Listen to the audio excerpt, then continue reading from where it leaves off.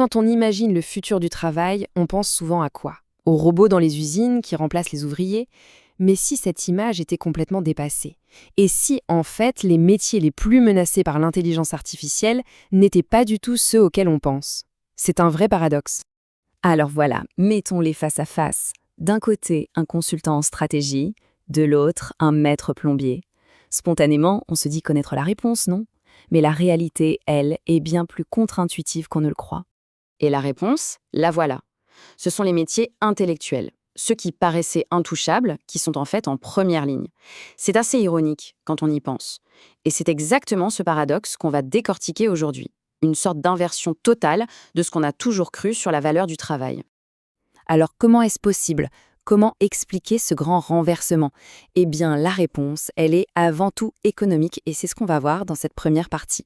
En fait, c'est assez simple. Pour remplacer un plombier, il faut un robot physique, une machine complexe avec des bras, des capteurs. Ça coûte une fortune à construire et à maintenir. À l'inverse, un logiciel d'IA, une fois qu'il est développé, le dupliquer pour qu'il fasse une tâche de plus, ça ne coûte quasiment rien. C'est ce qu'on appelle un coût marginal proche des zéros. Et toute la différence, pour l'instant, elle est là. Bon, maintenant voyons l'impact sur les travailleurs du savoir. Parce que l'IA est en train de faire quelque chose de radical. Elle transforme l'expertise, ce truc si rare et si cher, en une sorte de produit de base, une marchandise abondante et presque gratuite. Il y a une métaphore qui est parfaite pour comprendre l'ampleur du choc. La machine à vapeur à l'époque a démultiplié la force de nos bras. Eh bien aujourd'hui, l'IA est en train de démultiplier la puissance de notre cerveau. Et ça menace la valeur même de l'expertise humaine telle qu'on la connaissait. Prenons un cas très concret. Un auditeur junior. Son salaire annuel, c'est environ 60 000 euros. Pour ça, il va passer, disons, une dizaine d'heures à analyser en détail un bilan financier. Ça, c'est le modèle classique. Et maintenant, voilà le choc.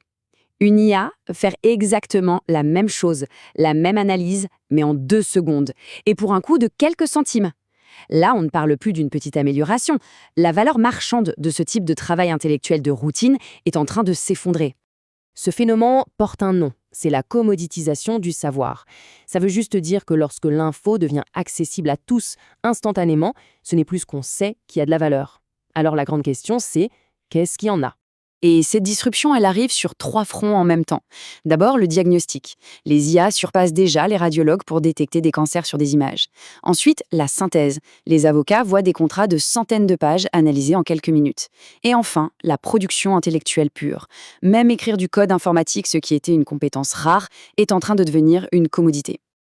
Alors, est-ce que ça veut dire que tout est fini pour les professions intellectuelles? Pas du tout. Mais ça oblige à se concentrer sur ce qui nous rend vraiment uniques.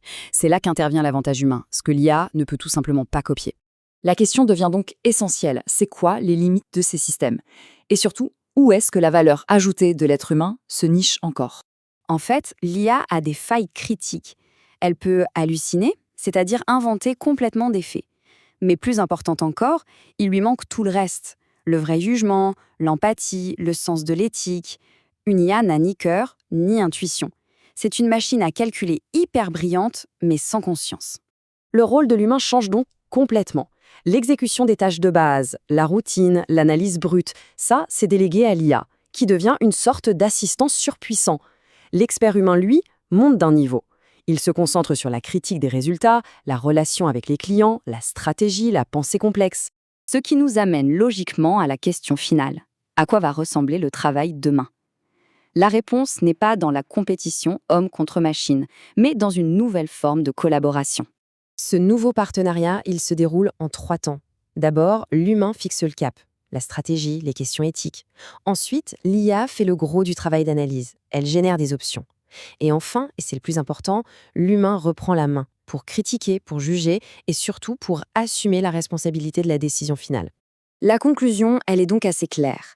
Les professionnels de demain, qu'ils soient médecins, avocats ou ingénieurs, devront avant tout être des maîtres de la collaboration, capables de piloter ces assistants numériques. Ça implique de redéfinir complètement les compétences nécessaires et probablement aussi les salaires. Ce qui nous laisse avec une dernière question fondamentale. Si le savoir n'est plus le pouvoir, alors la nouvelle clé, c'est le contrôle. Le contrôle sur la stratégie, sur l'éthique, sur le jugement final. Alors dans ce nouveau monde, la vraie question est, sur quoi l'humain choisira-t-il d'exercer son contrôle?